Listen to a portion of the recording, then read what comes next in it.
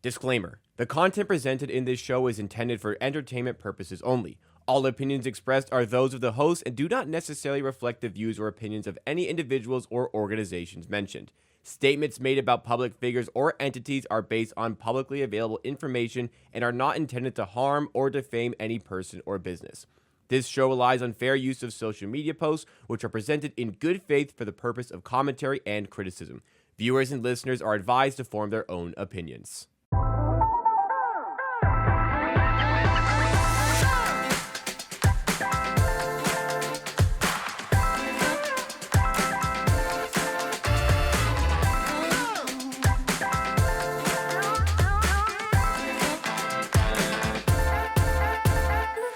Welcome to Circle Back, episode number 12. It's the show where we review the week that was in gambling Twitter. This is our final episode of 2024. Happy holidays to everyone out there. Hope you enjoy it. Rob Pizzola, Kirk Evans, Jeff Feinberg, Jacob, the Giant Gramenia. How are things, boys? Doing well. Jeff? Keep on keeping on. Keep on keeping on. We had an interesting show last week, I thought. Listen back to it afterwards. Met with a little bit of criticism off the top. We'll start with Uncle K, Joey Knish here, who is part of the Hammer Betting Network here, co-host of Hit the Books. Pizzola not opening up the Masterclass segment to the roundtable. Kirk unwilling to discuss the Tunes beef. Kirk has been beefing online with Joey Tunes. Jeff Feinberg, second guessing using children as collateral in a fantasy football league, has circled back, gone soft. I think just before we get into the topics a little bit more, I kind of just want to revisit the purpose of the show, so to speak. It's kind of mixing like lifestyle with educational in a sense. I think there are people out there who watch us on a weekly basis who are hoping that instead of this being the view for sports, which is kind of the vision, that this turns into like Jerry Springer or Maury Povich or something like that, where there's like some bunch of crazy beefs going on. We got to separate each other in the studio. And I understand the appetite for that, don't get me wrong, but it's not really what it's for. And in the case of your beef with Tunes, like we talked about it before, there's just like not even a topic. What are we going to talk about? Yeah, and also I'll say this. Tunes sent me some DMs. And look, I don't think Tunes is going to come and do anything to me, but like once you take it there with what he sent me, to me, like Twitter beefs are fun, but like if you're DMing me crazy stuff, I'll stop talking about it. So that's what I'll say. So you did this out of fear, basically. You don't want to talk about it out of fear. Because I messaged you last week. I'm like, I don't think I'm going to put it in the rundown because we can't talk about this for 10 minutes. Yeah. I guess you could say I'm a pussy and it's out of fear. Like You're soft. Yeah, I'm soft. Like so we have gone soft, basically. I've gone soft. Like again, if you're gonna DM me crazy things, if I go at you on Twitter and you want me to stop talking about you, DM me crazy things. I'll stop talking about you. It's not worth it for me. I mean, there are times when it does turn into like a bit of a mini roast. Yeah, I know. And that like catches the appetite, and I guess people really like it. But I would say I feel like those things happen, I don't even want to say naturally because we could dictate and like force things into the lineup. But yeah, it's this, like, are we Jerry Springer? Are we like The View where we're just going to like talk about things and give our opinions? I kind of wish we're more like The View and there was a table here so my gun wouldn't be like out there in all of our shows, but is what it is. But I get it. Like Knish just wants that pot stirring, never stopping. He sees these people yapping about it. Even like you said, if the beef is about nothing, Knish wants it talked about. Well, there are times where things will turn into a roast, like organically, I would say, because we're picking content for the week, which is based off of, you know, stuff that did views in gambling Twitter, stuff that was talked about, stuff that was, you know, a bunch of people have seen. And sometimes it does turn to the individual content creator. I'm not going to say like we're never going to go after people. We're not going to argue amongst ourselves or whatever. But I think it's kind of disingenuous, or it's not really in the best interest of the show to just turn it about, these are all the beefs that are happening. Let's talk about that on a weekly basis. I don't know how you guys feel about that. That was never really the vision on my end. I agree with that. And I don't know. I spoke to Rob last week. Like I gave you my opinion about last week. Like I thought you gave like people like too much oxygen to a bunch of sheep as it pertained to Masterclass.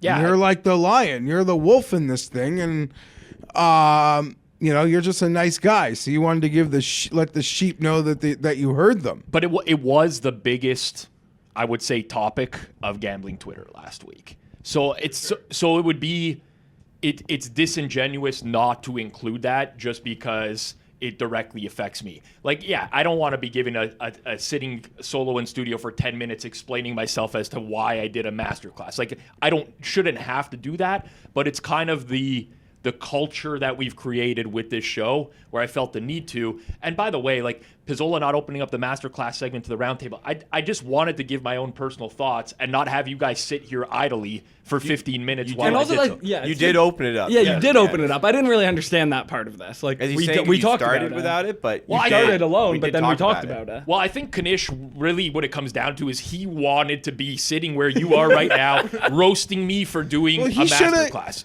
right? I don't know. He should have sent me over a couple of his workshop jokes. Yeah, I mean, Like, I don't know. I mean, for me, what's more embarrassing, doing a sports betting masterclass or sending out plays on an NFL Sunday morning, pretending like you have some sort of edge in the NFL to promote another sportsbook? I don't know what's more embarrassing. The people can decide out there. But we haven't gone soft. We just, I guess, maybe started soft and Have continued. have maybe continued. maybe we started. There were some things just there were some heavy things when we immediately Right out the started gate. the show. Right at the gate of the show. Which kind of turned it into a bit of it quickly went into a bit of a roast Yeah. direction. Yeah. Just because of how some of those, when the show started, some of the bigger stories that dropped. But I don't know. When people deserve to be roast, I think we'll roast them. 100%. We have done that a million times already. It's not like And we haven't done that. I really just think that tweet comes from a place where Kanish really wanted to be on last week's episode because he had a lot of thoughts, and he wasn't, and he didn't get satisfied by the lack of beefs that were discussed. He was not, you said it, he wanted to be in Kirk's seat, and he had a lot to say. He workshopped a lot of jokes about you and Masterclass. I know. And they just died on the floor. Yep. Tough break. Anyways. Sorry, enough about- pal. Yeah, sorry, Uncle K. At some point or another, we'll have him in studio here. We're not doing over the that's another thing, too. I'm not downgrading the quality of the production by having someone on screen. It's just not. Well, I honestly think it wouldn't be the worst content, or maybe I'm a psychopath, if we just let Kanish berate you about Masterclass for 5 minutes. Or not even, 120 seconds. There's a timer. Yell at me. When it ends, you're muted. It's enough. You show up on a Hit the Books and just let them yell at you. It wouldn't be the worst content, but it would be pretty bad. It would be pretty bad. I don't know. I don't hate the idea. Yeah, you know what? I could really see 2 years from now me and Kanish being real rivals. It's just a joke thing right now. I could see it evolving into a true rivalry at some point. Interesting. I could see it happening. All right. Sharp Hunter was getting promoted on gambling Twitter this week. I saw it from Ben Fox. Ben Fox used to be with ESPN. If you haven't heard of Sharp Hunter, I recommend checking it out. So he's giving his endorsement, easy to digest site that identifies betting opportunities using historical data and real-time trends of where sharp bettors are wagering. Free trial available here. Naturally, anytime a new tool comes up in the sports gambling Twitter sphere, it is met with a lot of criticism, very harshly. I think the skepticism in a lot of cases can be warranted. I went through it myself with the Masterclass side of things. I get how all of this works. I'm curious, Jeff, just on you're more of on the rec betting side of things, right? Do tools like this interest you as a rec better when you see where bet percentages are, a sharp score with money bags and stuff like that? Do you find that interesting? Not really. Not at all, but I would say I am in this area. I am very unique. In I many couldn't have ways. guessed. Yes. But in the sense that yes, I am a rec better. Yes, I consider myself a sophisticated square because I know when I'm making a square bet. I know that this is but that being said, I am also lucky enough to have access to a lot of like really smart bettors. So like I have tools that like other bettors, like rec bettors, don't have. Yeah. Which can keep me away from like the dumbest or overexposing myself in like the worst ways. So that's why I may almost like awkwardly like a unicorn, because I don't know that there are many. Like I'm a very small subset of people that can just like DM a bunch of sharp bettors. Yeah, you're basically, your friends can't go to the Forward Progress group chat on Telegram before a primetime football game and say, hey, who does everyone like for first touchdown score tonight? That doesn't or exist. something, or earlier in the day before the props get Right. like handed, when the streeters post fresh props, Yeah, like yeah. anything in there hot and fresh. Like, so that's why I feel like it's unfair for me to comment. Wouldn't help me. I think most rec bettors just like to bet what they want to bet. Yeah.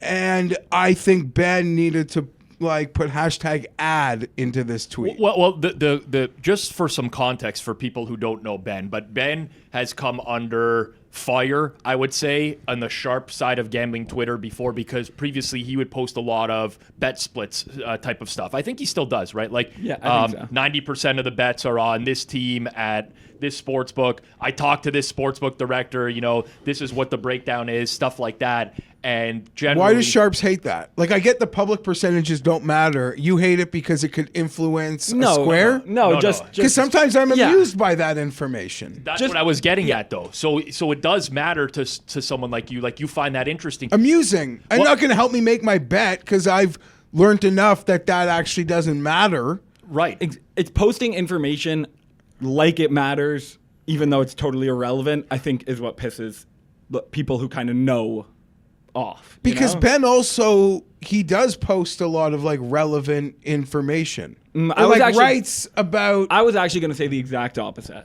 No, but I mean, Ben, like he I- writes. I've he never- writes for a lot of relevant publications. Yeah. Okay, yes. But and I've- he has his own Substack now. I've truly never seen him tweet something that I read and thought that is useful information. I think all of it is totally useless.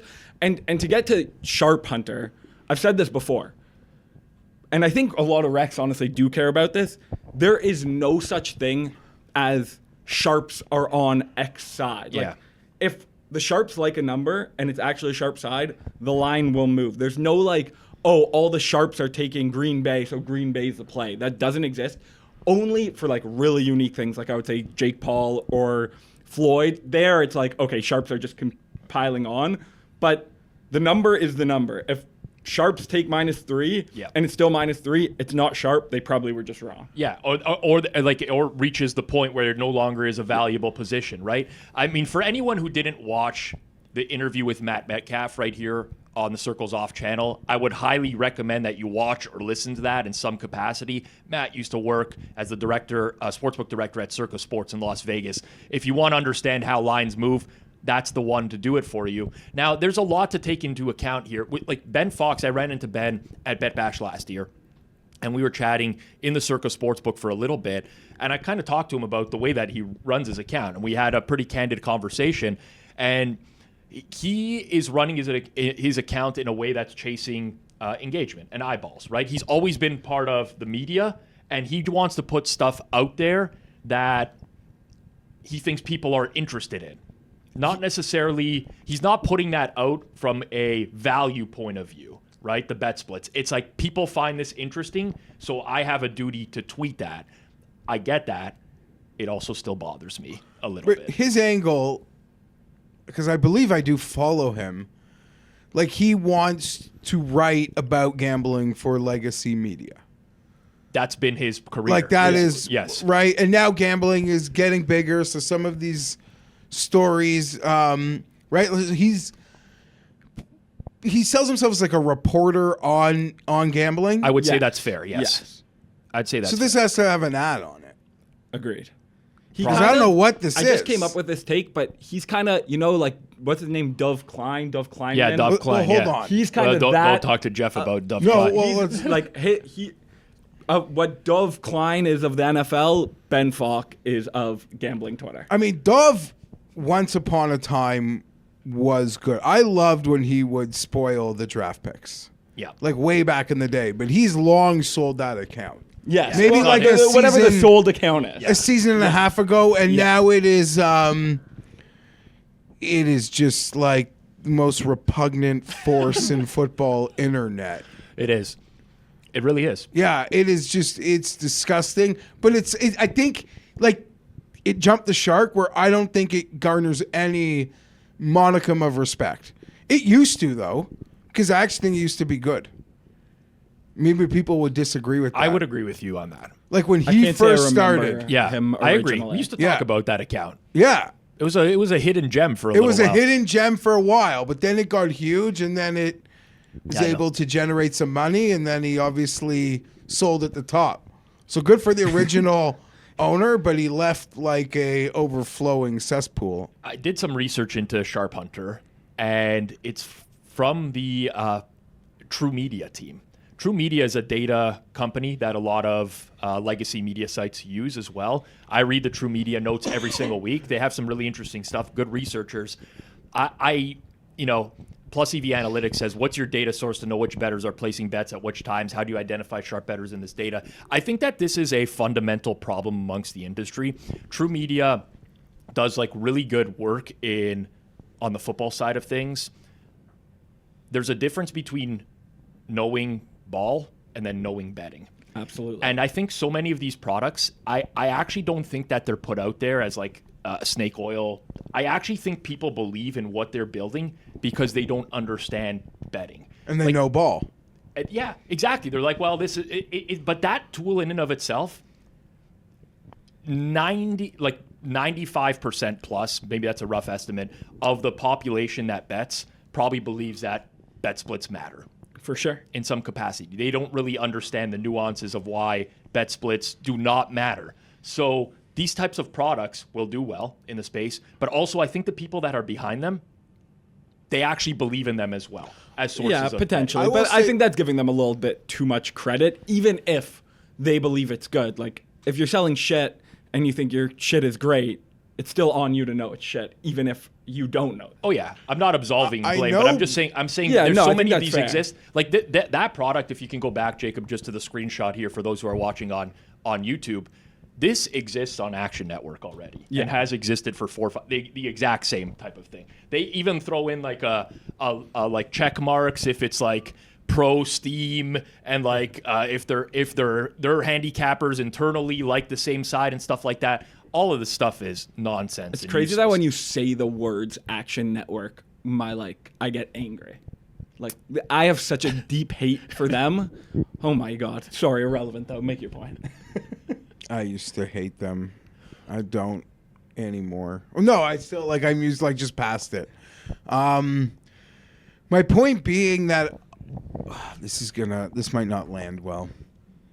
Even though Don't get soft. Don't get no, soft on even us though now. public splits like don't matter. Yep. You give me like an NFL divisional game that's being bet, like has as much action as any game, more than any game in the season is that point. Yep. And if I woke up that morning and was on the same side the books needed, I wouldn't mind that. I wouldn't mind that. You guys are like, that's the dumbest thing. I don't. Like For me, it doesn't matter. I don't even look at that stuff. okay, but right? no, Yeah, but yeah. let me just say, like, if I was it's game day now. Yeah. And I'm waking up. I don't even have a bet on the game yet. Yeah. But I'm now going to watch this game, and I'm not going to bet it small. Yeah. But I'm not going to bet it for 20 grand, Not 10% of your net worth. 500, 1,000. I'd be like, and you said it's like Benson or Burns is like, we need this side bad today. Like, all right, I want to be with you guys I know, but they're booking the action all week at different numbers. at different numbers. At different and they're numbers betting- all Plus week. 110. They're all getting week. plus 110 because they're taking the minus 110 bets. You have to bet it at minus 110. I know, but at the end of the line, when it's like we're about to go, Yeah. I'd want to be with them. And also, Yeah, but like, you don't know where the true liabilities lie. Are they in parlays? Are they in? You don't have the full scope of what the traders are looking at there. But what Jeff is saying is why this is going to be popular. It's true. And It's actually why it will be a good product. It's like a perfect encapsulation. No, I of don't why. bet on game day. Yeah. Because if I'm obsessed with the NFL, so I know the injury news. Yep. I know what the advanced lines are. Yep. People don't like to bet early like you because you can't get enough down. I'm more than happy with what I can get down early. Yep. So I'm not saying I'm not betting game day, but if I woke up on game day and I had yet not made a bet, it's like, fuck it. My wife's out with the kids all day. I'm just sitting here watching this game. I'm going to bet it. I guess I want to be on the side that the towers need, that only get torn down to build new ones. Now I get it. You're telling me the liabilities are all over the place. So that's like even if they weren't though, it wouldn't. It's just still such wouldn't matter. imperfect information, right? Like there's of course. right? I mean, It is imperfect, but I still, even on a floor, I've got a 48% chance, and I'm betting recreationally. yeah, my whole thing would be that you just handicapping the game without that information is going to perform at the exact same level as you handicapping that Probably. game with that information. But if I also hated the team from my ball knowing, Mm-hmm. I don't know that I would side with it. But I'm just saying it'd be part of, if I came in. It's a little bonus to know will- that that's on your Yeah, side it's as well. that's. I will say this, and I believe this, but it's not like a well thought out take. I think that there are people, or could be, that use this public bet split information. For every bet? No, not for every bet, to get sharp picks. I'm sure there's a To way. get sharp. What do you mean to get Oh, sharp? I for think real I- to actually get I think there plays. probably is a way that you can use public bet splits. I don't know. I have ways in my head of how I could for use sure. that. But it would depend But- on which sports books are releasing them. If you had the numbers like, available. I think this is a good example. I don't know when you can see bet splits or how. And this probably is a dumb thing to say, but DraftKings for the Christmas Day games, that come out weeks ago. yeah. If they have bet splits for those games, I guarantee you could see what line you should be betting, because DraftKings doesn't move because they're not at sharp books yet. They take a long time to move. If you saw that 100% of the bets are on LA Golden State under 233 and I don't know, can you see the amount bet? They show think so. the pro versions of these show the ticket count and then the dollar count. Yeah, if you could see the dollar amount bet on Warriors Lakers under 233.5, if they showed that, you probably could find an edge there. Well, I do believe that. But this is what people do, right? This is the whole concept of reverse line movement. And they're already betting into a market that has set the fair price. No, I get that, but I'm saying there are unique cases where if a line's been up at a rec shop for a long time, but hasn't opened up at Pin, Bookmaker, Bet Online, I don't see why there's not someone who can figure that's it a out. super rare edge case. No, though. that's what I'm saying. Sorry, I'm obviously the general Got it. is And- yes, it's dumb. Before we leave, I would just like to acknowledge, in the way that there could be a divisional NFL playoff game, you have no opinion on the side. The line is perfect. Yep. You are not betting it, right? I'm sure you're filled with props. Sure. I am, because I love betting on football. Yeah. And I don't need a plus EV situation to bet a side in a divisional playoff game. Sure. That I believe, on low end, my what are my odds? Right? We're talking about different types of betting. Yes. because you're talking about betting, but you don't even have the expectation to win at that point. You're just betting for the sake of you want to throw This money is down. 4 hours. This is 4 hours of my favorite thing in the world, the NFL on a divisional playoff game. But you're the goals of I know I'm not making a plus EV bet Yes. today. I just want to bet football. Sure. That's my point. I do that as well, by the way, Yeah. all the time. If anyone who watches the live watch-alongs on Forward Progress, I make in-game bets. I do prop bets that I don't necessarily think have great value, but I want something to root for in the game. With that said, there's never going to be a point where I'm going to go and look at what other people are betting to determine what I want to bet on the game. To each their own. Listen, you do whatever you want to do, Jeff. I think Jacob said it best. Yeah. When I'm already in this situation where I'm just betting, I know it's minus EV. It's just like another, just You're looking checking for the like box. a confirmation bias. Yeah, and I want to be with the Towers. You're like, you know what? I like When the I don't have a- Broncos in this game, but let me just double check the percentages. don't- Okay, public is on the other team now. I'm clicking. Yeah. When I don't have a clue, I want to be with the Towers. Got it. That's, I guess, and I know I'm negative Okay. EV. Fair enough. Sign me up with the Towers. Speaking of minus EV, GRP wins. He just ran bad. He was playing in the best PLO game in the country in the last 4 hours. The problem is it was a big game. He ran bad. Lost 5K, his worst day ever as a poker player, but he's proud of himself because he played great, which, by the way, people are getting him on, calling him out on. That's the least of the problems with this tweet. You could easily play good poker and run bad. It happens all the time. Steve Fezzik responded to him, said, if it's such a great PLO game, like, why did you leave? And he said, because I have a rule. If I ever lose 10% of my net worth in one day, I should stop gambling that day. I'm like hurt. How long has this rule existed for?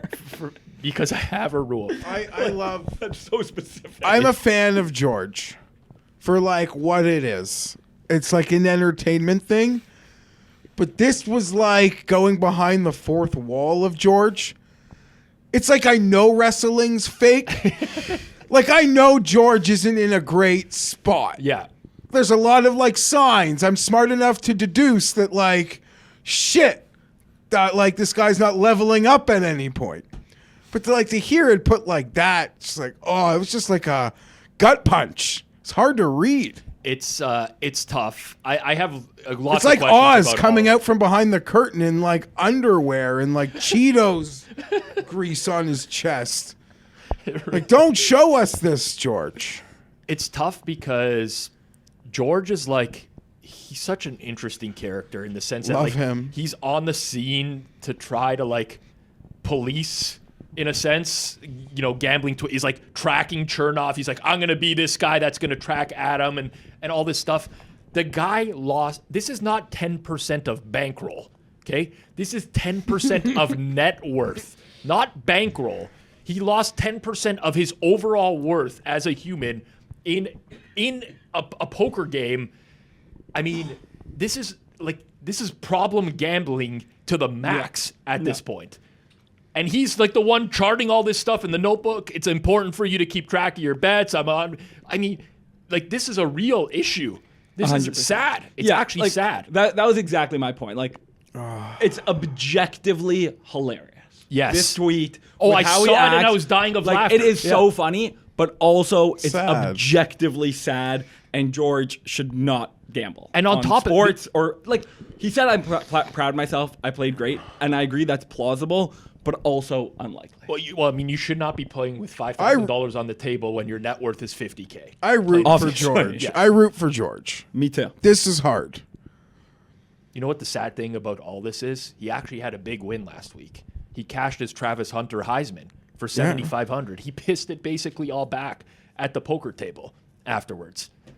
Man, this guy. I don't think it's 7,500, fair. That must be the best day of his life. I don't think it's fair for Fezzik to call out George when he's had the weather opportunity of a lifetime and only a 21 in his Circa account. Well, that's true. Fezzik's getting to Zilbert territory. We shouldn't even talk about him. He's so goddamn annoying. But I do agree. It's actually a Zilbert. It's a Zilbert GRP Mathis like hyperbreed. It's gotten so crazy. It is hyperbreed. It is tough. And I'm in the vortex now, and I'd love to get off the ride. He tags you in all the tweets. He's tagged you. He made a poll about me. He tagged me in a blue horseshoe. I'm now getting DMs. I got one this morning. I think it was criticizing you, Rob, but I didn't really read it. From Fez? Yeah. It definitely was. I think I need to have a offline conversation with him at this point because we got to hash it out. The first line of this message is, I don't know what Rob is doing. Okay. What continue on? It's something about a binomial simply does not a 34-8 binomial. Oh, I know exactly. So what he's already about. lost. Oh, it's good he was watching the show at least. Thank you. He's watching the live watch along. Somebody asked about. But why would he message me that? because I'm going to argue back with him at this point. Someone asked, Maybe I'm outing him. Road favorites in the NFL are 34-8 against the spread this season, right? And somebody asked me on the live watch along. Road favorites 34-8 against the spread. They said, what is most likely contributing to this? And my response was, I think the most likely scenario is just random variance, right? But I ran a binomial probability on it, assuming that every game was a coin flip. Isn't the bad teams are just worse than ever this year? Like there's more bad teams and they're fucking shit? No. If you look at market ratings from year to year. Similar? It's there. I mean, listen, the Giants this past week were rated as like a historically bad team. We've seen that at times with the Panthers this year. So I just mean like last year, 5 wins would have gotten you 5th overall pick. This year, it's going to get you like 10th or 11th overall. Yeah. But like from a pure market rating standpoint, I don't think we're seeing like extreme changes from previous years. Anyways, I said it's most likely random. I ran a binomial 34-42, assuming a coin flip. It's a real high likelihood that. Extremely unlikely that would happen, but it still can happen. Also, I was just I'm actually so mad I did this because now Fezzik will see that I am a good middleman to yell at Rob through, and I don't want to do that again. No, it's okay. I don't care. It doesn't bother me. He could message me. Well, I'm in the vortex. Yeah. And I'm like a kid who just went on a ride he didn't want to go on, and I want it to stop. You could block him, I guess. I don't want to block him either, though. I like Fezzik too much. You're in a tough spot. It is a tough spot to be in. Just ignore him. I don't know what I would do. I got tagged on a blue horseshoe. I would have had to delete my account if that lost. Mm-hmm. I know. It didn't. And I was rooting for him. I don't even remember what it was. It was a college money line. I'll say this 500. a million times. I would sit down for breakfast, coffee, lunch, have a beer with Fezzik anytime. The online persona drives me insane. It really does. There's certain things that get me in the sport. And to a sense, George does a lot of this as well, where it's like, this is the way it has to be. And anything that's contrary to this cannot possibly be right. And there's also like some hypocrisy built in. He went on, like, I try really hard not to just keep including Fezzik tweets in here because we could do this over and over on a weekly basis. But he had another cold weather tweet this week, right? It came from college football games. And it was like something along the lines of, are we undervaluing these warm weather teams that are going to play in these cold weather games? Well, you can't say that and release like SMU first quarter at Penn State when Penn State would be like he's releasing that because it's a math play. And there's like some sort of derivative there that he's calculated that has value. But you can't say like weather matters and then go against it. It's too hypocritical at that point, right? Can't victory lap the Dolphins in cold weather and then go and play another. The hypocrisy is too much. I think in my head for a long time, I kind of put Fezzik in this box of like, oh, he's actually like really smart and like a really good bettor, but like does some weird, dumb things. But I'm just coming more and more to the realization that he fucking sucks and is the worst and is a scammy. But I think he is smart and wins at betting. 100%. Like, I guess. Fezzik undoubtedly is a winning bettor. You know, do you think anyone who uses his service? That's a different question. And that if the interview I did with me and Johnny did with Fezzik, it'd be over a year ago now. I was really uncomfortable in that interview because Fezzik and Johnny were arguing a lot. But as I go back and I think about it more and more, right? The whole point that Johnny was making was exactly this, right? It's like, yeah, everyone can win at betting. And it sounds like arrogant when we say it, but it is actually quite easy to win at betting. But can people win tailing that service? That was a big question. And I'm subscribed to the service now, by the way. And the more and more I see some of the plays that I would question that mightily because like, no, I mean, I can't go bet at the South Point. If you release a line that's at South Point and DraftKings, guess what? I'm not getting anything down on it. And then I have a question to ask myself, do I take the line that's 10 cents worth? Like, there's so many things that I would agree with you from that standpoint. And what Johnny said on the podcast is 100% true. If Fezzik was what he presented himself as, and he's been betting for this long, he should be riding in the sunset with his millions and millions of dollars. And quite clearly, he is not. So, can I ask this about any service? Sure. is it possible to win with any one service if you have like a real job?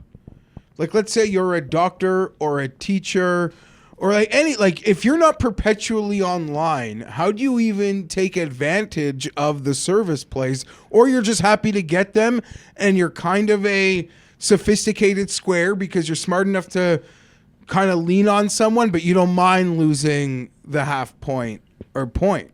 Because how can how can someone with an actual job that isn't perpetually online able to take advantage of? I'm not even saying Steve. Anyone. They can't. The market is too Quick. Yeah. Yeah. Unless the only way is if you find someone who is sharp, who doesn't exactly know what they have, but they're a really small bettor and they are a winner, but they're not moving the market. So like if they have 20 people who pay for their picks, and the market hasn't really realized, okay, this is clearly someone who's sharp, that can happen, but that's like a few months, and then it goes. But no, it just doesn't exist. Theoretically, the best tools you can have available to you nowadays are definitely not tout services. Like if you want to be a top-down bettor, it's an odd screen that clearly you could win off of using an odd screen at any point of the day. Whenever you have free time, you'd be able to do that. I think the perfect product would be a real-time model that's constantly updating as news became available, that's showing true numbers on games. But it would also have to have some sort of testing framework that shows that it's, better than the closing line, essentially. And at that point, why would somebody publicly be putting that model out there? So, it just doesn't really exist. I just picture some Amazon delivery driver subscribing to the tout service. And I don't care. I gotta pull over, rush, or you try okay, after this package, I'll get the bet in, or I'll get off the freeway, I'll get the bet in, and it's just gone. Yeah.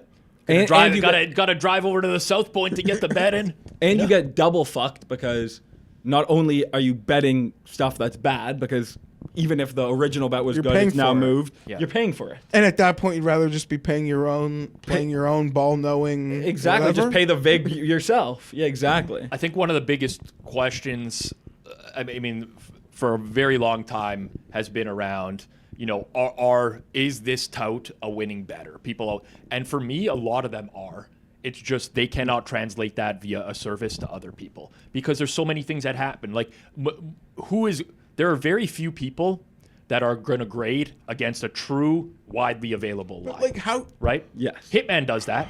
I support Hitman anytime because I think he actually runs his tout service as properly. He's not giving out the best price in market. He's basically only giving out a prop when it's widely available. It's available at PPHs, which is another important thing. But you can't release an NFL side before it's even available at a sharp book or PPH. Do you think someone pays for Raz and then they cancel because I'm in a meeting, I can never get the odd? What was the point? You think that's happening? So? For sure. I don't think the vast majority of people who actually pay for Raz care about the number itself. No, but RAS is such a because they move it so hard so quick. So that's why I use and it's them. so expensive though. So I think people paying for that are more knowledgeable than people paying for whatever the guy's name was last year who did plop. And I'm not knocking Raz, that just shows their ability to move it quick. But unless you, like you said, you're dealing stocks or crypto in front of your computer, how do you even play it? I experienced this so for 1 year I ran a company called Prediction Machine. People don't really know how that came about, but essentially the founder was Paul Bassir, and he sold the company to some mutual friends of mine, and they reached out to me and they're like, fuck, we just bought this and we have our developers looking through the logic and nobody understands it. We need somebody to run it. I'm like, I'm not interested. They're like, what's going to make you interested? I said, what's going to make me interested? I ran it for a year. I learned this firsthand with bet. People are not price sensitive at all. You could put out baseball plays for a day. Yankees minus 120 is your biggest edge. It moves to minus 145. People are still going to bet it no matter what. And I think because they want to be on your side. 100%. The number does not matter. Look at my GRP, right? The team matters, not the number. My loss is going to burn me much more than your loss. Of course. And same with the underdog flipped around, right? It's I actually kind of feel this pain when I do shows where we have where we have like a really good night with winners and people DM me afterwards. This actually happened as I came in today. Some people took some legs that I gave out yesterday as part of an SGP that lost by the hook on Cowboys -2.5 alt line.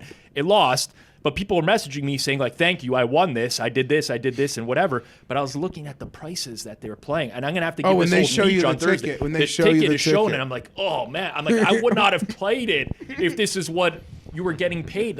And that's the real They want to issue. ride with Pizzola. They just want to ride. Sometimes I want to just ride with Pizzola. I know. People are all like that. My buddy messages me on the side. He's like, what's the pick for this game? I'm like, there is no pick. It's kicking off in 5 minutes, dude. I could bet $500,000 in 3 clicks And he if I doesn't want care. to. He'll lay 40 more cents than you on a prop. 100% or a spread or whatever. I won on New England Buffalo over 44.5.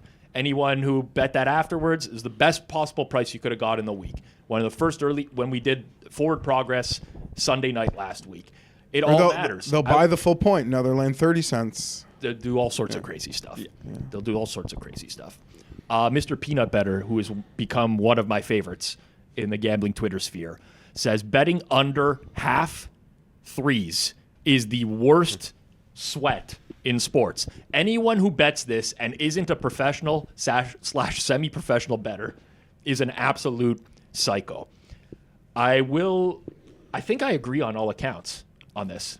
I guess I am a psycho because I couldn't disagree more. Under half. No, but he's saying anyone who is not a pro No. or semi-pro. Oh, but I take away me betting to win. If I'm betting, like last year, on Sundays I'll bet for fun. Yeah. And last year I would bet, like my most common bet in my parlays was no touchdown for like specific players. Yep. Because to me, I love sweating an under a half bet because you're winning most of the time and then it's over like that.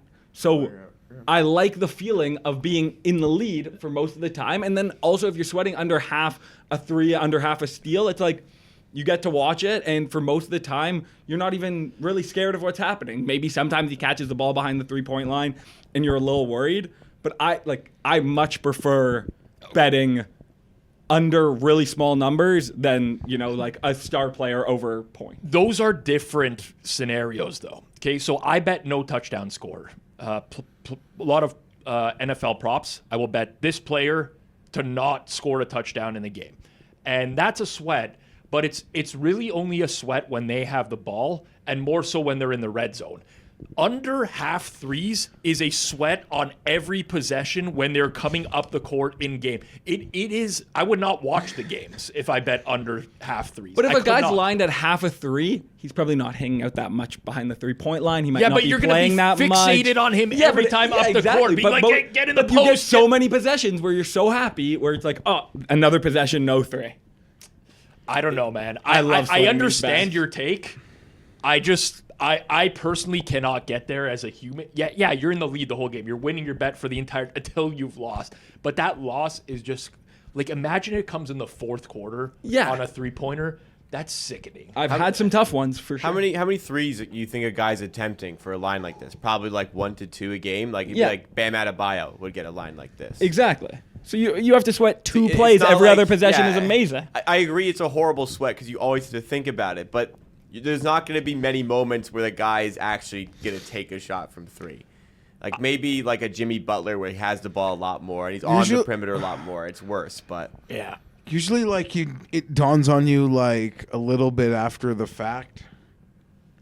You're like, oh shit! That like when the fullback catches the pass. Like I don't really play these sorts of props. Yeah, I do. So but I know. it'd be I just like, don't watch them. But you're like watching the game. You're focused on like the 8 different things.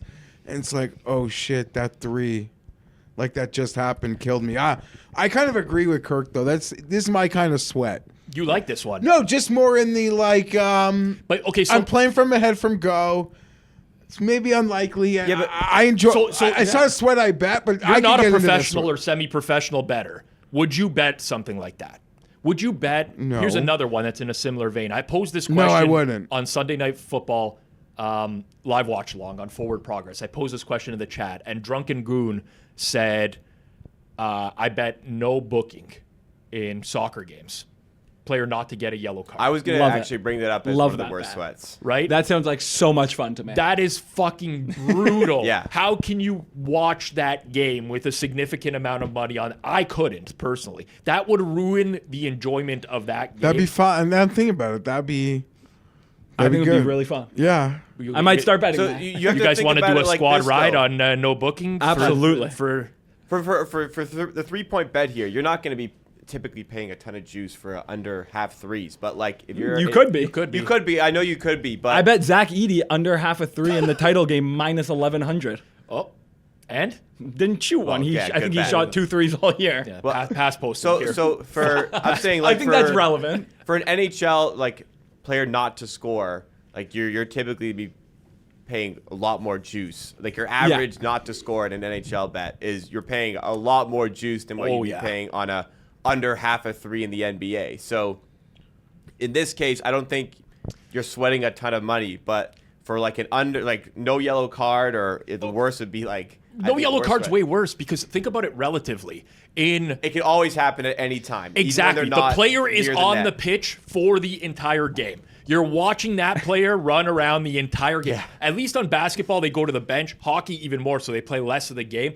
Like when I'm betting a hockey player not to score a goal, I'm dodging like 12 minutes of a 60-minute game, 15 That's minutes true. of a That's 60-minute game. It's a quarter of the play. A lot of times it's in the defensive zone. They're not even – so it's a little different. You can't compare all of these, but it's still a shit experience. I don't watch those. Oh, those are my favorites to watch. Yeah, I would agree. Those would be my favorites to watch. I'll tell you what my favorites used to be.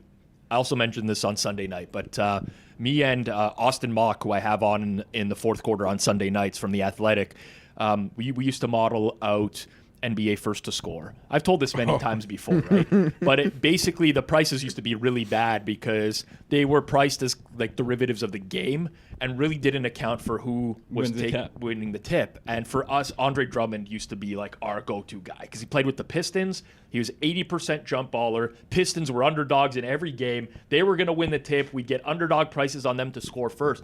Some of these games, though, it happened on the first possession. Some of them would take 3 or 4 minutes before, and you would watch 10 shots, and you're living on the knife's edge. Your team gets an offensive rebound, puts up a layup, it rims out. Those were, honestly, That's the goods. They're great bets. looking back on them now, amazing. But when you lose one of those, it's the worst losses imaginable. When your team gets like 4 or 5 chances to score the first basket, and they miss all the shots, including like wide open looks, and you lose that. I'm honestly coming lucky. back. Like when I was in college, like there were props, but there weren't props. Yeah, it's a different time now. And you could just like what me and my buddies would be doing like through one game Yep. would be disgusting. And like with the phones in our hands. So nowadays, God bless. God bless. The that, stuff I'm betting now, like I am literally betting, will this game total finish odd or even right now? And I'm going through all the permutations in my head in like the fourth quarter of what I need to happen. It's my brain is like, it's crazy. The amount of Football. stuff. You can't NFL. follow Not it, but, basketball. Oh yeah. Basketball? Yeah, NFL. yeah, NFL. Yeah, Basketball. NFL. Yeah, Yeah, that's Basketball why. would be Yeah, nuts. No, that's why. That's can't why. do that. It's You like the don't put people permutations. watching the game. Yeah, football. There's clear permutations Yeah. once that game's Yeah, in the yeah, fourth yeah. quarter. Yeah. Sure. Yeah. But it's just a new world now with the amount of bet types available. I'm sure these existed in the past. They just weren't all as widespread as they are now. All right. Next topic over here. I don't know. You all right there, Jeff? Yeah. Okay. Kyle Hunter picks posted, let's take a little long shot stab with UC Irvine money line at plus 130. It lost. He gets a response that says, good one. He then follows it up with a tweet saying, in response to taking a plus 430 money line live, I see why people don't like posting free plays very often. Newsflash, huge underdog money lines will usually lose. This is the opposite, anti-Fezzik. Fezzik's usually posting the big favorites. This one's going big money line and loses. I do have some sympathy with like people who do post picks that are likely to lose and put them out there. You're rolling your eyes at me right now. You don't have No sympathy. Okay. Well, Kyle Hunter sells picks, right? Yes. Because he mentions giving free plays. Like, Yep. if you sell picks, like, the world's smallest violin for people shitting on you if you lose. Like, this is what you're posting plays. Because this is what pisses me off. He's acting like posting free picks is this utilitarian thing that he's just trying to make other people money. Yeah. Bullshit. He's posting it because he wants it to win, because he thinks it's probably good, because he wants more people to pay for his service. So if your play loses and people shit on you, sucks to suck. Eons ago, I did some stuff with Kyle Hunter. Eons ago, I do strongly believe he is a winning bettor. I'm not keeping up with what he's doing nowadays or anything like that. I'm not even saying that he's a loser or a winner or whatever. I'm just saying if you're selling picks and then you give out free ones and people shit on you, sucks to suck. I think at the end of the day, if you are putting picks out there, regardless, you have to be able to take the criticism of whether it's going to lose. Exactly. What did the guy say? It was just a very sarcastic, Like nothing. good one. Yeah, exactly. Go to any account of the sickest highlight from the NFL this weekend, and the comments on that, oh, that guy's mid, that guy's a loser. Yeah. Like, who gives a shit? It's Good an one. avatar-less Swift. Like, this is just the barometer of playing on the internet. Yes. Totally. So that's the thing. Like, the entry level for playing on the internet is that good one. Yeah. I'm sure there were meaner ones, but like, of course, Kyle, this isn't your first rodeo, and maybe it does suck because there are good people who make good picks, who make good live bets, but are just like, you know what? Even for their own mental health, I don't even just want to post this, win or lose. Like, I don't care. I might even, like, I don't need to post this like plus 800 that should be plus 550 because I don't need 12 of those. It's gotten sad. But that's for me just now. the entry level of playing on the internet. I Yes. totally agree with you. I went through this phase as well, where I used to post picks on Twitter. I don't anymore. Most of the picks I give out are either on our own network here at the Hammer for Progress, or There's other shows as well. But I had to get to the point where I was prefacing like every pick I would give out with something like, this pick will probably lose, 5 times out of 6, but at this price, I still think it's worth a good bet. And, it's sad that I even had to think about applying context to picks, but even if I was to go back to posting picks, I very likely would do that, honestly. Yeah, I just think I agree with Jeff. It's just the rules of the internet. Like, if you're going to post something, you might get shit So on, it's- and it is what it It is. was a great pick. Like, you posted a golfer like 90-1 that loses Losing by the a playoff. stroke Yeah. to like So a super elite. It's like, oh, losing I pick. looked this up. They lost by 14 in the end. So maybe there's they didn't even come close, and the guy's upset. Like, didn't even get a sweat out of it. That could be possible as well. Also, when you're on the internet and you tail someone else's pick, guess what? Responsibility's on you for killing that Absolutely. pick. Absolutely. I mean, it's just really. My favorite that people who sell picks use is that read my write-up and decide for yourself if Oh you'd like my to also place God. this bet. Yes. That's the best one. Yes. So it's like the onus is on you because you bet it. yes. Even though It's I'm the actually one who your told you fault to if bet it loses, but if it wins, Right. I'm amazing. Right, exactly. The old It's free roll. also, here's the thing. If you get so big, right? Even someone like Trent, as an example, like you're so big that it's almost impossible to like read all the messages. Yes. Like, there's just so much coming in. You can never actually, if you do read your messages, you're like, you're scrolling for a minute, you'd get like a small percentage of what's coming in. Someone, like you, Rob, or like myself, like, you've got a big audience, you've got a platform, you've got a big following, but it's like not big enough where, like, if you're in a waiting room, Right. if you're sitting in line somewhere for 4 minutes, like, you can see all of your mentions. Yes. Yep. Right? So it's like, oh, I don't want to do that. But if you're big enough where, like, you're not going to, maybe just like, oh, I can post anything I want. Like, it doesn't even matter It's true. anymore. People are just yelling into. Yeah, the now, void like, at you're that so point. big, you're just getting yelled at, even if you post, have a lovely day, everyone. Yeah. All right. Before we get to our next topic here, I do want to remind you, if you are in Canada, make sure you check out Pinnacle Sportsbook. I've been betting with Pinnacle for a long time. They've been in business for the past 25 years for a reason. But if you are someone who cares about betting limits and not getting shut down at a sportsbook because you're winning, Pinnacle's going to be a spot for you. They post the limits right on site for every single bet that you make. and you can bet up to that maximum amount. You're not treated any differently from anyone else. Find out what pros have known for the past 25 years. Pinnacle is where the best bettors play. You must be 19 plus, not available in the U.S. As always, please play responsibly, and if you do want to check them out, go to pinnacle.com/hammer. All right, moving on here to the latter half of the show. If you haven't liked the show yet, smash that like button down below. Of course, if you're not subbed here on Forward Progress, make sure you do so as well. There's a video that circulated this week of Mikey Over from Book It.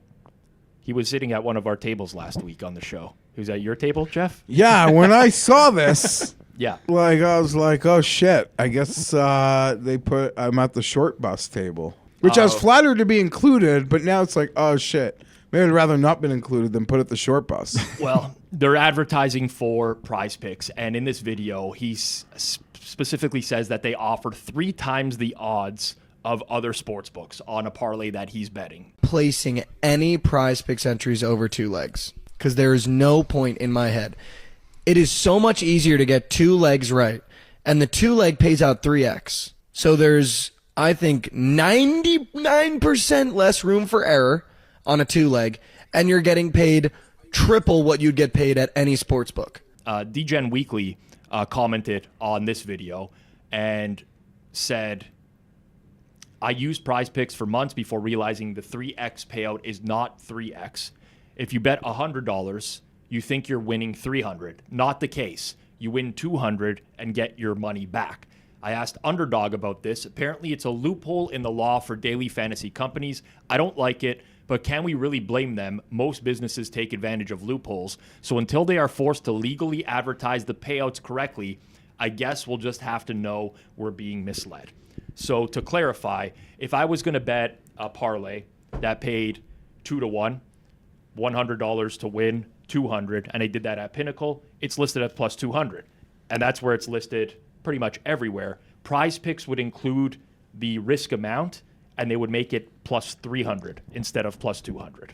Yeah, that's really where I have the problem with it. Like, because 3x payout, like, since that's not comparable to what other sites advertise, Yeah. you could kind of say, like, it's not that deliberate. But the fact that they post plus 300 when your actual odds are plus 200 is completely insane. And I think, yes, we can blame them.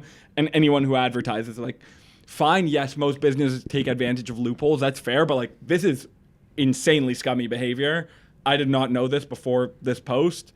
The fact that they're posting plus 300 and it's actually plus 200, that's scum of the earth stuff. I do think that DGen Weekly has some points here in terms of how businesses are run. It is a competitive advantage for them in market to have to not adhere to regulation that some other sportsbooks have to. And as a differentiator, they can use it to their advantage. Now, would I do that? If I would, no, but I'm a shitty CEO because there's like ethics and morals that come into decision making for me altogether. I can totally see why a company like Prize Picks would do that. I actually have more issues with the influencers who are promoting that. Like, either you're a complete moron if you're Mikey Over, or you are intentionally misleading people. And like, you got to draw the line at some point and be like, this is ridiculous. Right? Yeah, I just think it's both. Like, I agree with you in terms of it obviously helps them as a business, but there are obviously our lines where a business can do something that is good for them, but past a line of being really shitty. And like, obviously you're a sports book, you're already like kind of shitty, but this is, to me, that's like really intentionally misleading. And the fact that he said they talked about it and Underdog is like totally aware of it, or Prize Picks aware of it, whatever, that's like really, really scummy. And I agree, the influencer part of it is also totally scummy. Yeah, it's all dirty. And even, it's probably it's a bad look for Prize Picks. But Mikey, like you said, either play like so stupid that he doesn't know what he's saying, or he's like promoting their grift. Yes. I think a bit of both. It's a bad look for Prize Picks to guys like us who understand betting. But most people, I like Degenerate a lot. Yeah. I think he's a bright guy. I'm going to give him the benefit of the doubt. I don't think it took him months. Well, I was going to say, like, I don't. Months is to realize tough. 3 times I think the it payout. took him like getting paid a couple times, realizing like, no, actually, like knowing what you deposited, knowing how much you won on your tickets, to quickly realize. I feel That's- very confidently that us 4 in this room, our first bet at Prize Picks when we put together a parlay and saw the payout would be able to identify that this is not the payout that's being advertised. I feel very confident. It would take one bet. It wouldn't take me months. Yeah, it would take one bet. Yeah. In all yes, I agree. Months is a tough look, but that's not exactly the point. It is kind of insane that they can use it as a competitive advantage, though. To be It's gross. It is like There's a reckoning a-coming. Yeah. Just the fact that it's plus 300 when every other book would be plus 200. So it's such a direct line of comparison, but the actual payout's the same. It's just, that's like way past the line I even of think scummy. where it's more scummy is like plus 300, plus 200. Like it's so different that you feel like something's up. What would be the real scummy thing would be posting at like plus 210, plus 220. So it's like right there. And you think, oh, it's slightly better. That's a lot harder to notice because it's like, okay, this one's just a little bit off market here. I don't think I agree. Just if wait. You see plus 300, you think, oh, okay, this is plus 300. Of course, every bettor who's ever bet exactly. interprets plus 300 the exact same way. Yes. And then another site has just decided, I like, guess I'm we're thinking going about to include how I would see your it. risk amount as a winning on Yes. top of this No. and boost. Like, Yeah, this that's is Market- crazy. If Just- the market was plus 200 and I saw plus 300 at one spot compared to the rest, I would like really investigate before placing that bet because I'm not sure I would. No. I think I just trust plus 300. honestly, the first time around, I almost certainly would. For sure. But you would note it. Yes, you you'd would notice. pick it up fairly Yes. quickly. Yes. Something's like. Sure, I'm not saying like okay, I'm scared. I like this bet so much that I'm scared to bet it. I'm not saying it like that. I'm just saying like it would come up in your accounting though, right? Because you're doing figures for a week, and if you're tracking stuff at plus 300 parlays and it's winning, and then you're not, there would be a discrepancy between your figure and what and then you would figure it out fairly easily. Yes. That's where bet tracking comes into place. It really does. Well, I mean, I guess lucky for these guys, all the attention's on healthcare CEOs. And not the sportsbook. Yeah, CEO. well, Knishin is Antifa Blue Sky. Knishin is Antifa Blue Sky, friends. They're being distracted by healthcare CEOs at the moment. It's true. Thinks I'm going soft. It's going to shift to sportsbook CEOs at some point. Taylor Mathis back on the show. God. the return. The return. Walking Bets, Monday Night Football edition. I see Jacob conveniently cut out the video for this one. Sorry, This Jason. text only. It's opposite day because I need to win a bet. Crying face emoji. 4 picks for the Monday Night Football game. Are you fading these? I've seen this song and dance before on gambling Twitter. There's lots of things that rub me the wrong way. The old opposite move, fade these, is the classic content creator free roll. I'm just going to call it out for what it is. 100%. Because there's a couple of options here. Well, there's many options. Content creator free roll. It's the content creator free roll. It's the one. Every video she makes is a content creator free roll. Okay, Agreed. That's this is fair. even This different is Like more. when you've, yeah. Yeah. Listen. As long as it's not in a hoodie and sweats from her couch, every video she makes is a free roll. Well, she has the ultimate trump card. If something goes wrong, she just. Hey, Yeah, listen. it's a listen. triple free roll too because it's opposite day, but then also are you fading these? So I don't. Yeah, if I they don't- I was lose, gonna ask, they what- win. what If is- they win, what they does she lose. want you to bet here? You basically, as long as she doesn't go 2-2 here, she's had a winning night. Yes. Let's call. So Yes. if these 4 picks go 4-0, 3-1, 1-3, or 0-4, she can claim a winning night no matter what. I've been on gambling Twitter since 2010. She is- I've seen this happen an abundance of times. It's the one that pisses me off the most. I am in a rut. So now you need to go the opposite of my picks. The dumbest thing that's happening here is she is pretending that it matters. I know. That is the dumbest. No When you one think- gives a fuck. Listen, Yeah. you use what you got. Yeah. And you take it as far as it can fucking take you, and I support that. Yeah. And if that means getting in a Sports Illustrated swimsuit edition and living out your dream, like, good for you. All the power to you. But the dumbest part of all of it is she plays into the charade that it fucking matters. It's true. It doesn't make a difference. Just make your fucking picks. Who gives a shit if you are wrong? We do not need to respect you like you sell insurance or real estate. That's well said. But doesn't she want to be respected? She does, but you can't. God, Jacob! You can't have it both ways. Yes. You can't. I'm not Play disagreeing it. Play with you. it. Write it. That's write why it. That's why she wants to be taken seriously. Sports better. That's why it matters to her. So That's gone though. She's got to be self-aware enough to know, like, that isn't in the range of outcomes. I'm not sure if she is. That's not in the range of outcomes. well, like when she films those the she video can- at the end of a day where she lost and she's like, we lost again and this and that. Do you think that That is she's the- actually feeling those emotions? Like what do you think is driving her to put that video out there? Is it I'm looking for engagement? I actually want people to sympathize with me. Like what is driving that? She wants you to know if you're telling her picks that she's thinking about you. Yeah, I think thinking about you lost. if you're in the simp army and you went down with Ezekiel Elliott touches, you know, she's here to be like, she's shocked that it didn't happen.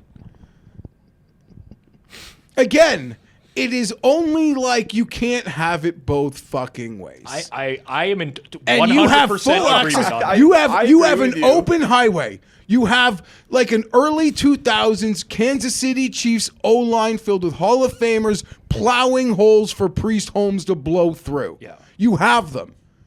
You can't. You Very not. interesting, obscure reference. No, I just said. Love She has that. that on How his did you? mind. How did you exactly? Well, a Chargers fan, he remembers it very clearly. He remembers all the Priest Holmes just running all over them very clearly. But I'm just like, you have it. You have your lane. Like, your lane is perfect. This is so unnecessary. It's so. I don't know what the right word is, and I'm not a wordsmith. It's hard to do, but it makes you seem too stupid to actually play with the hand you're being dealt. yeah, I Like, don't deviate from that. I like where you went with this because I don't know if it made any sense. It does. It makes a lot of sense to me. It's just I notice, and this will come up over the course of several years of doing this show. Hopefully, fingers crossed. But No one likes when a real capper, Yes. like a pro or someone who facades as a pro, has a nice hit, and then they have some bad weeks, and it's just all followed by these like long-winded tweets. People don't respect that from like real pro bettors, let alone because people are actually tailing those. but let alone like from this. Yes. From this, it's like worse because this it's not real. Who is betting these picks? This is what I want to like. It doesn't matter. Like none of it really matters in the sense that, okay, for one, if you want to get this, like, take it seriously, you got to take it. She could go 2-98. She would not lose a fucking follower. Yeah. It doesn't I matter. actually think if lamenting she on ran the so bad, she'd actually gain followers because she'd get more engagement. Very Yeah, possible. probably. but she's got to be smart enough to know what matters. Yes. That I guess that's all comes down to like my issue. Okay. I'm just like, oh, it's like on a platter for you Yes. to hit the hole. Yes. My opinion of this was I see things that over time have been repeated by many people in the rec betting space. Opposite day, as it stands, has been repeated many times. I've seen the victory laps from people when they go 4-0 and they're like, well, you shouldn't have faded. Like, I'm back now and this and that. Or told you to fade. Yeah. It's setting yourself up to win no matter what. I hate that in the sports betting space. I find What do you extremely think she's actually disingenuous. getting you to bet? Like, if you read this and you actually wanted to tail, what would you think she's telling you to bet here? Because I would think this is her normal picks, but the opposite. So I would think she wants to bet Robinson over 4.5 receptions, but then she posts under. I think I that don't have a clue. her actual picks are what's on the screen, She wants you to fade it. and she wants you to fade them. Oh, so but also I it's thought not the opposite. It's not clear as to Oh, whether. I did not. I thought it was what you were saying, Jake. No, I think it's what Rob Well, says. that's Those another are the point, right? bets. So we don't even know what the real bets are. So I'm yet. saying that's even more. it's Those all are the a charade. bets, More and free she's roll. saying play the other side because I'm cold. Yeah, I'm because I she didn't says, understand "Are that. you fading these at the end?" Yeah, So it's I clear. did not interpret it that way. I interpret it as she liked Bijan Robinson over, but since she'd be That's what I losing, she thought. posted See? under. That's what I But thought. then if you fade, then you're on what she originally liked. Who fucking knows? I agree. It's a charade. It's That- not real. yeah, it's that a doesn't really fugazi. It's a matter, yeah. fugazi. Who fucking cares about? Doesn't There's really not a matter, no. price. There's not like this Yeah, isn't that's about true. betting. There's no All price. that matters is that she goes outside and makes the picks. And it Or did in front of the it did have chalkboard. it did have a video that accompanied the post. but I Okay, just did not or include it. she can give a master class at the chalkboard. Yes, 100%. I just don't like things that set up people to be to victory lap no matter what. Classic move. She can victory lap no matter what. That is like, never mind. Okay, let's move on. I know what you're saying. I get it. Christmas around the corner. Happy holidays to everyone out there who celebrates. Happy holidays to whatever you celebrate. At my cousin's job, this got tweeted by John Nucci. They do a white elephant where you have to buy a $20 gift for someone else. One of her coworkers gave someone the rights to a printed out plus 8,914 9-leg parlay. Incredible move. Parlay did end up losing by a couple games quickly, here. it lost Sunday morning. Sunday morning, Chelsea lost. They tied. They They didn't drew, win. so it lost. That pick lost. Curious what you think of the gift in general. Incredible intent. I've actually done this before. Oftentimes I'll give like if I'm giving someone a wedding gift, I'll give the gift and then in the card I'll have like a Pro Line ticket. Okay. The execution's terrible. For those that don't know, ProLine would be you go to your local convenience store, you'd be able to play it over the counter. They print out an actual slip for you. You can insert that into Yes, the exactly. You need to give someone the actual slip or like print it out from a casino because this is like kind of meaningless. The money would go into your account, then like you're transferring it to them in the States. Like, it's just what happens if it actually wins? Will the person? It's just all a weird execution, but I like the thought a lot. Like I said, I like the thought, right? Like, makes sense. Here's some Office Secret Santa, plays well. Also, shout out to John. I know he's does a lot of like the Live PGA legal stuff on Twitter, so I'm a fan. I would say the idea is right, but this also reeks of like when my mother-in-law wants to get me something golf because she knows I like golf. And there's nothing she can get that would ever go into my bag, into my cart, into any part of me and my golf.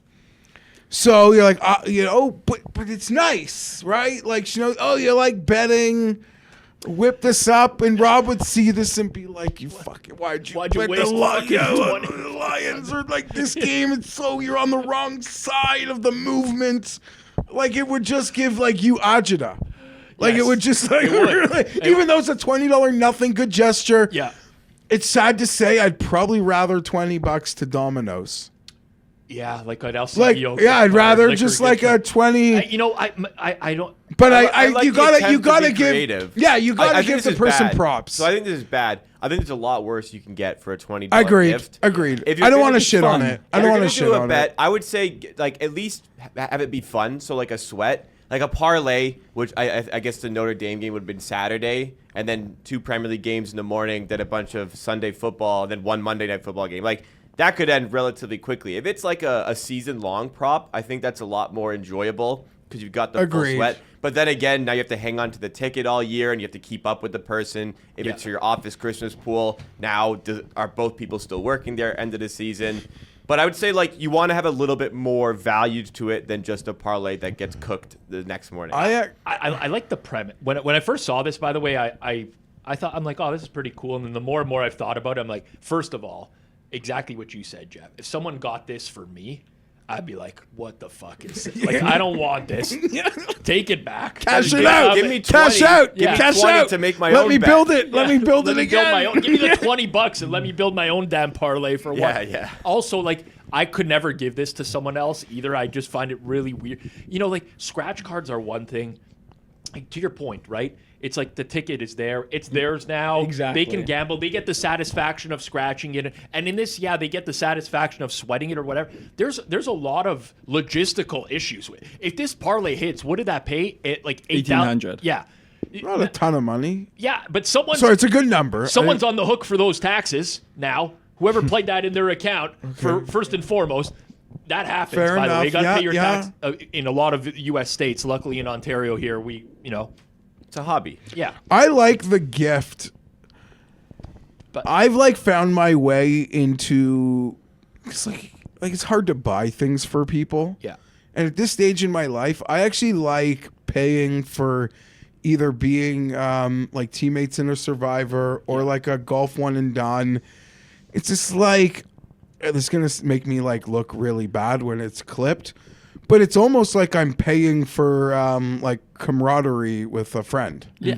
But I think that's which I don't think is unhealthy because I think that's a we good don't thing. talk at all. Yeah. Like That's a we're good good. point. We're lifelong friends. Yep. We're busy with our jobs or our kids. Like we're not we're guys. Yeah. We don't call each other to be like, oh, what'd you do this weekend? Yeah. Right? Yeah, I yeah. need something to talk about. Like who are we picking? Who's in our circa? Who's this? Yeah. Who we taking in one and done? That's what I like to do. That's a really fair point. That's very valid. But this is a hit. This is like a quick jam. I also wonder about the legality of this. What, at the 'Cause office? Like what- you're promoting gambling? No, what but, if the but person's... technically this is a bet for someone else into your own account, and you're now publicizing that that's the case. Yeah, I don't know. I don't think this I person's don't particularly know. sharp. I feel like we're really overthinking Okay. it. That's also, overthinking. Hold on I a just want- second. You can't... that's fine. Fair point. Completely dismissed. What do you notice about the selections? I think it's the craziest part about this whole thing Is that the we 6 haven't... points on the Ravens and Yes, everything else exactly. on money line? The Vikings money line. They were 3-point favorites in the game. Lions were also 6.5, but they laid the 6.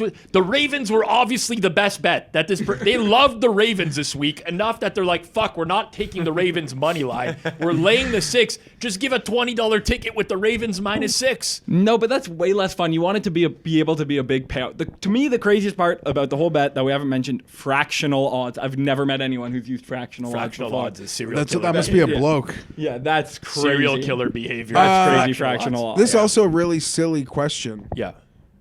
Do the sports books have gift certificates? No, definitely not. Wow. I hang swear on, to though. I Get swear to yourself God, a I Pinnacle swear gift to God, I certificate. got a $200 or maybe they just deposit. Someone gave me $200 at party poker once, or am I making that up? I don't remember. Party poker, maybe. There has to be something illegal. Might have about been that. buying a There's no way gift. they You're wouldn't right. do You're that. right. I Yeah, don't- you can't. Yeah, it's definitely not legal. There's Okay, no way yeah, they would. I'm making that up. Maybe they just You're thinking Put of 5 $200 times in at the their Amazon account. gift cards back in the day. maybe. Do you remember that? You know what I'm talking about? That was a big scam. That was. I would say for a gift like this, I would not advise anybody to get your friend some of this Christmas. But hey, if you have a gift already and you want to just top it up a little bit, I think this is a good ancillary gift. As like a second. But But get them Stocking the actual stuffer. ticket. come Get all them the the way actual back around. ticket. I've come all the way back is around bad? to this being amazing. Okay. It's great. Yeah, It's a good gift. pro Give them line the real ticket. physical ticket. Honestly, This yes. doesn't If somebody gave this to me, I would probably question a bunch of the.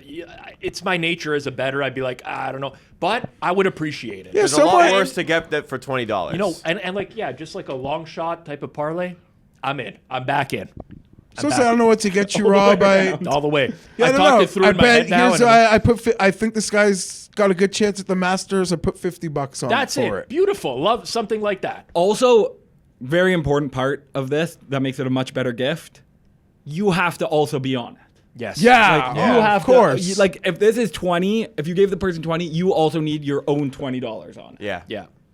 Yeah. You Yeah, you gotta sweat it together. yeah. We got to be in this Yeah. together. Well, because you also can't have that ticket hit for your own peace of mind. Yes. You got to nibble it in This case would, it actually I'm going to start hits. doing this around the holidays for count priming. I'm just going to play parlays for all my friends Wow. and give them tickets. Smart. That's plus CG move of the week. And we don't have You've the come- tax issues here. No. You've come all the way around. All the way around. Now I'm thinking about how I Account- can get hundreds of these parlays. You're in like, the I next week. can't. It's like one of my buddies is getting like a Korean baseball parlay. He's not going to know what hit him. I'm showing up to Christmas Eve at my mother's tomorrow night, just handing out printed pages in the of card, the parlays. instead of here. cash in the card, just Yeah. put a parlay Oh slip. man, can't wait to be. You doing could this. dummy that account. Why not? There's NFL, NBA, Christmas Day. Why not get a Christmas Day parlay going? Yeah. Right? Yeah, Perfect. you know what? That'd be decent. Like a Christmas Day NFL SGP. Yeah. Because like you open in the morning and you can watch it during the day with whoever you give it to. That makes it better. Oh, for sure. If you can sweat it With together the people? with people, for You know, sure. now, when you mentioned it should be like you're on it as well. This would be really good for like a bachelor party where you give Yeah. all your groomsmen or something. Yeah. A bet to sweat that night or like one of the nights. Absolutely. I think that'd be, in the right context, this is a good gift. Oh, I'm back around on John Nucci. John Nucci, very clever. Love that idea. We're going to end with Raheem Palmer's tweet, which blew up this week, which was about how he would fix the NBA. So for those that don't know, haven't been keeping up with the news, NBA TV ratings have been down. Raheem Palmer says this is how I'd fix the NBA. Shorten the season, 66-game season. You play every other team twice except the teams in your division. You play them 4 times. Maybe you make up the lost games with the in-season tournament in some capacity. Get rid of East and West. The best 16 teams make it to the playoffs. Get rid of the play-in tournament. 16 teams make it. We don't need any more.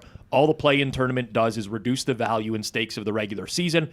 Point differential should determine home court advantage, not record. Also, home court in the playoffs gets 5 of the potential 7 games in a postseason series. You want to take off one night in December because it doesn't matter. Well, it does now.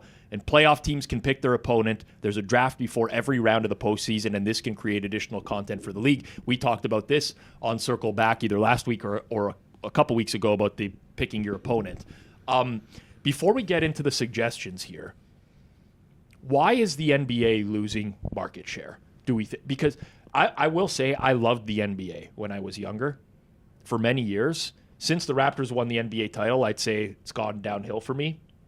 I don't know why. I can't place my finger on why I don't watch nearly as much NBA as I used to.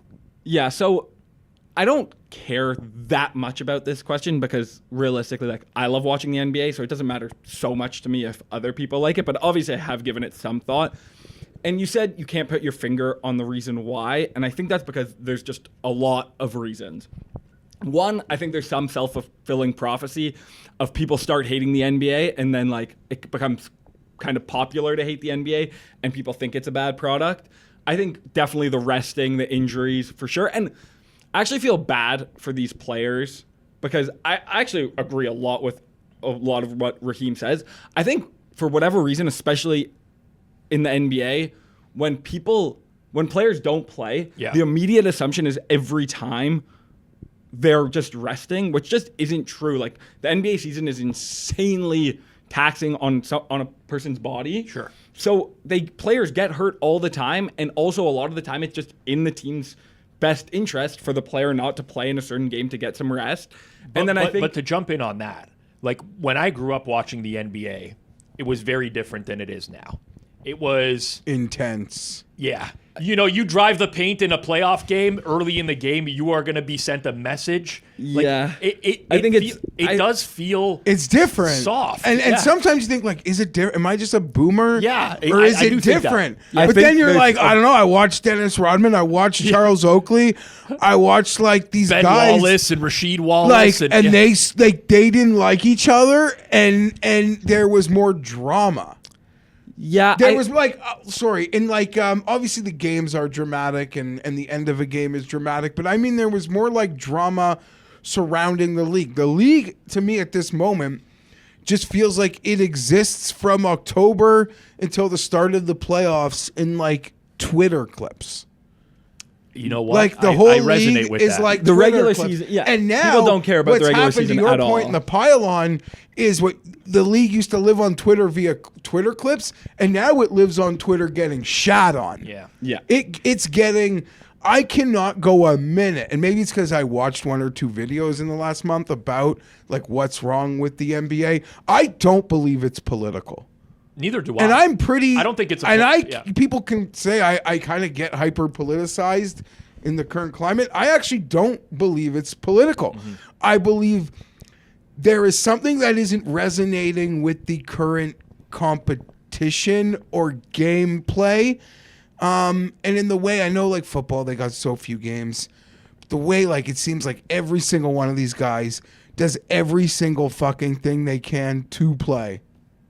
I don't know. There's just a mindset because people aren't watching, but everyone's watching football. And I'm not comparing the two. I'm only saying whatever you need, whatever you're paying for to watch football on those national packages, you have access to basketball. You're just choosing not to watch it. Right. I'm one of those people, but I wasn't really watching the basketball like 5 years ago either. The reason I brought up like what is the actual problem here is because Raheem is like, this is how I'd fix the NBA. And I think in order to like fix something, you have to know the root cause of what's turning people off of it in the first place.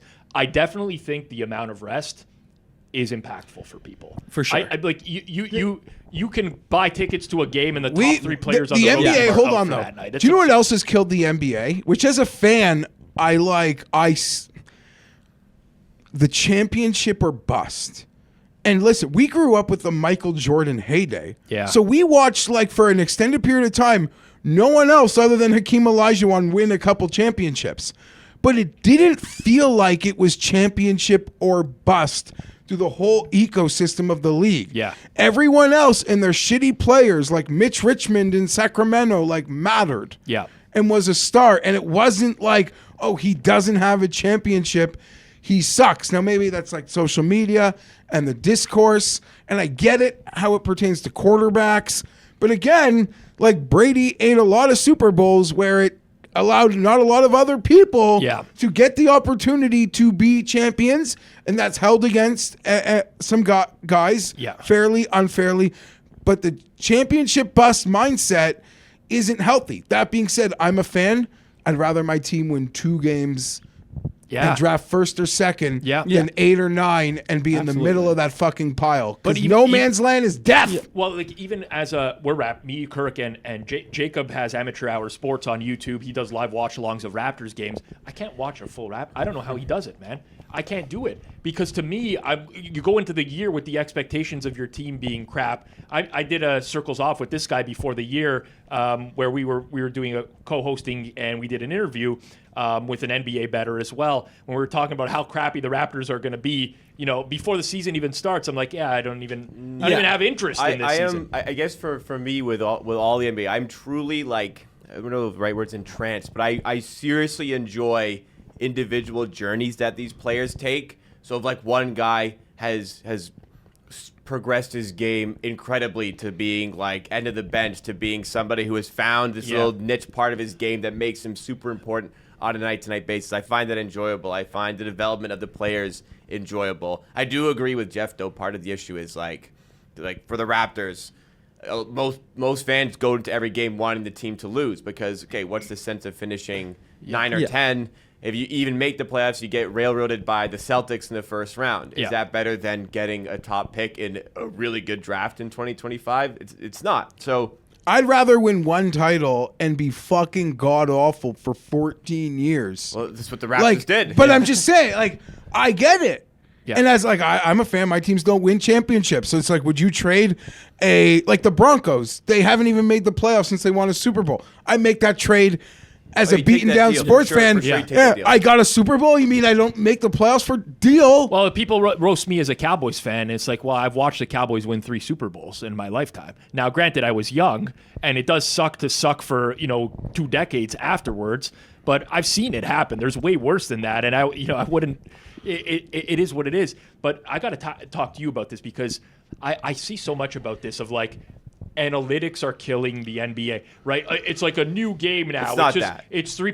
Like who are the people who are like they want to see more mid-range jumpers? No, like is that all of a sudden going to change the entertainment value of the game? No. Instead of shooting a 3, the guy takes 2 steps inside the 3-point arc and shoots a deep 2. No. Like what? It doesn't matter. Watching like 2 big guys hang out atop the arc is just. I think that like people hate that, right? Yeah. I think I agree with you. I don't think the 3-point stuff matters at all. I think the things we haven't talked. I think these are a lot of good ideas. I know you said this pre-show that they're never going to go to 66 games. In the same way, baseball's not going to 140. No, like they're actually just disagree. not. I would bet the NBA will go to 66 games. I think they will do that. I don't think in the recent. What about start at Christmas Day? Exactly. Start at Christmas Day. I think that makes a lot of sense. I love the 5 of 7 potential in the NBA. The regular season is so devalued.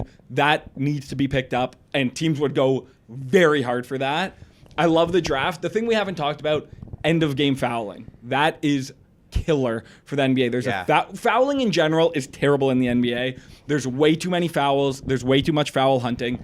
They did a better job last year, and then I don't know why they didn't really go back to it this season. There needs to be more physicality for sure. The players flop and they go for calls, and the refs incentivize that way too much. And then the end of game fouling is terrible. There's 7 timeouts. Everyone thinks that, and it's true, that the last 2 minutes of an NBA game takes 30 minutes. They should go to the Elam ending. It's an extreme change, but it would make the game way more exciting. So those are, to me, the 2 things. Everyone's too rich, and there's too much good guy culture. Like, even the last guy on the bench is making too much money. At least in the NFL and the NHL, there are too many people on the fucking ice, on the fucking field, who at every moment want to prove themselves for a piece of the pie.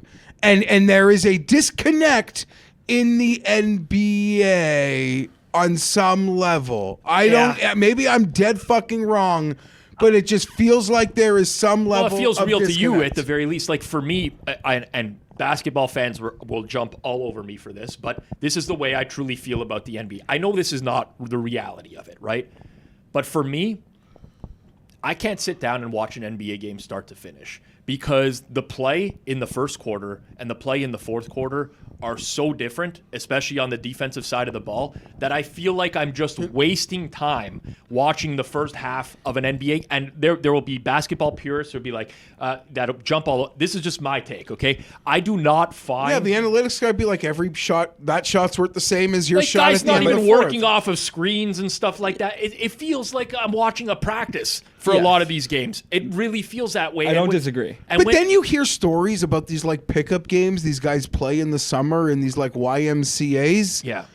And they sound more It's like competitive than any NBA game you watch in the league. I don't know what the solution is.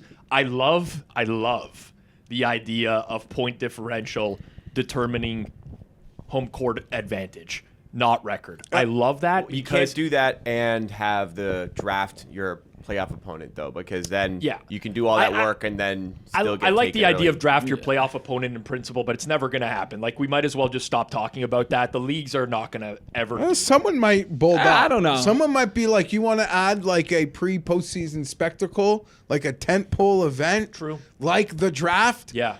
Playoff night, round 1 draft would feel tentpole.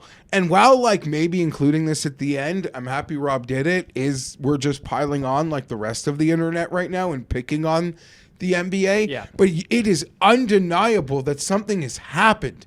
A league like the NBA, sure, the NFL's bigger than everyone. It's not even fair to compare. But a league like the NBA, to have its 2 biggest tentpole regular season moments feel meaningless is so fucking weird. This week, Christmas at Netflix, 2 games. Beyonce's performing. Yeah. Is it Mariah? Someone said Mariah Carey. I don't know the performances are. And they You might put be you. more into Listen, that than me. do you know how hard it? I'm not saying it's hard. We're all technologically advanced. I'm sure if you like it, you'll have multiple screens. But to the casual, it's a little more annoying to switch like out of the app that is Netflix to go check out the NBA channel. I tell For you sure. what I'm You're not going to gonna be sure. doing is checking out the NBA on Christmas Day while the Steelers are and Chiefs are playing and the Well, Ravens you're and also Texans are. a much bigger True. Sure, football but a fan. lot of America, you go to family house on that day, it's on Netflix. Yeah. And you're Yeah. like, change it to basketball? So I'd be like, this fucking guy wants us to change the TV to basketball. Sorry, that was 3 years ago Christmas. Yeah. Football's here now. Yeah, I'm with you. Football's here now. And then the All-Star game. So yeah, between the All-Star Christmas game's Day and the All-Star game, these 2 huge moments that made the NFL in this we all acknowledge regular seasons are long in every sport but football. They kind of feel meaningless. Those were the two events where the NBA was like elevated, and now those both feel like, what are they? And Christmas isn't their fault. When the NFL decides to play on a Wednesday, what can the NBA do but almost surrender? Right.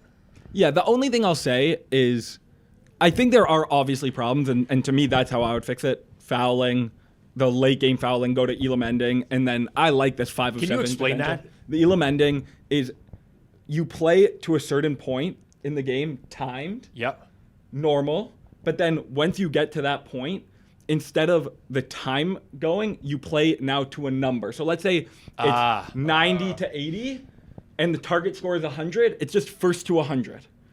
So no late game I actually fouling. love that idea. I don't mind that. No late game So they introduced that to the All-Star game a few years ago, and it made it amazing. That's 'cause pretty sharp. I love that. Everybody It's locked way in. better. But then Every game the issue ends in is- a buzzer beater. The issue is if it's a blowout and you're down by 30 and then it goes to Elam ending, those minutes don't matter. So there should be a certain point you have to be, like, let's say the Elam. Okay, yeah, I think there could be At a something certain there, time, you have to though. be Yeah. within But because 10 to or me, 15, let's say. The late games, even as a massive NBA fan, it's unbearable, the Yes, fouling. And agreed, also agreed. now that teams sharply start fouling on threes, like you're up three, so foul. and it's in the bonus, you're fouling, like it becomes unwatchable. Yeah. Also, they need the reset timeout, which is in the WNBA. That's a smaller fix. It's just a timeout where no commercial break, you just advance the ball, but no huddle. Yeah. But the only thing in defense of the NBA is I don't know how much it is. The NBA ratings are going down and it's a total catastrophe, or it is the NBA just signed a massive deal. All the players are making insane amounts of money. The NBA, MLB, and NHL ratings are all kind of going down together, and the NFL is just a singular beast that is just you can't compare anything to.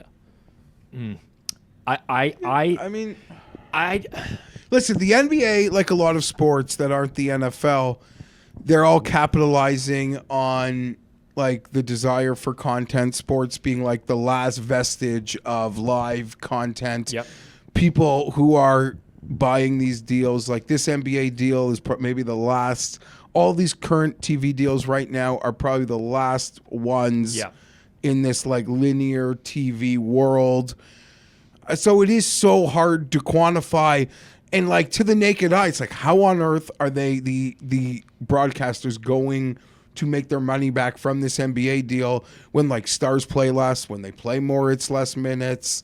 But I don't know, there's so little in the content game. This is their last grasp at it. Mm-hmm. I'd be interested for people in the comments down below. Let us know how you would fix the NBA. I think possessions just need to, like, everything needs to be more important is basically what it comes down But to. you can't manufacture that. You can't. Well, if- no, if but point less games differentials and And start then to I put matter- the TV on, and the Bucks are in blue. Like, you gotta stick with and the court tradition. is like, I gotta wear sunglasses to watch the NBA Cup. You gotta It's like, stick come with on, man. I don't know. There's a level of like tradition that you can't piss the people off now. The Raptors came in Toronto when we were like 8, 9, 10. Yeah. Now we have the purchasing power. Yep. If we wanted to Speak for yourself. Kirk, I don't think was even born yet at that point. buy tickets. Plus. I'm just saying, right? Like Rob, you and your Yeah. friends now. The NBA came when you were a little kid. Now you have the purchasing power if you want to buy tickets, seasons tickets, all of that. I don't, but I will say I go to like 2 Raptor games a year, and the NBA in person is still awesome. I love Even it. though I don't I watch, love the NBA I don't in watch person, a lick sure. of it on TV. When I go, I think they put on a lovely show. Also, there's crowd involvement on Yeah. every defensive possession. Like the NBA product in person. I is took my great. kid to the game. Like there's stuff happening. It was a good experience, but I don't go home and watch the NBA. You pushed a couple people out of the way to catch one of those flying T-shirts. No. T-shirt gun in your section. You're pushing people over. No, you're not one of those guys. I'm sitting when the T-shirt Yeah, comes I'm out. not getting out of my seat for a I fucking need free a free T-shirt. Gildan. Oh God. A Gildan- my Yeah. wife can sleep in this shirt. Yeah. No, fact. Like I gone to enough sporting events. I got enough Gildans in the closet. Yep. But that's like the brand that makes the T-shirt. Yes. That's like on your chair when you get in there. Yeah. Good thing you explained that. I wasn't going to explain that to the people as well. I'm just saying I got Classic enough. T-shirt That's brand. the notorious, yeah. 20 Yeah. cents a shirt. You know. Yeah, I've got enough free Gildans. Yeah. Yeah, no more. Happy holidays to everyone out there. If you did enjoy this week of Circle Back, make sure you smash that like button. Let's get us up over 15K subs for the holidays. If you're new here, you're not subbed here on Circles Off, please do so. Helps us grow our brand. People find us a lot easier. So make sure you're subbed here on Circles Off. Circles Off. Yeah, Circle Back. It's all so confusing. They really got to streamline this a lot more. Happy holidays to everyone out there. Appreciate you tuning in. We will not be back here next week. This is our final show of 2024. Cheers to a happy 2025. Thank you for supporting the show. Peace out. We'll see you in a few weeks.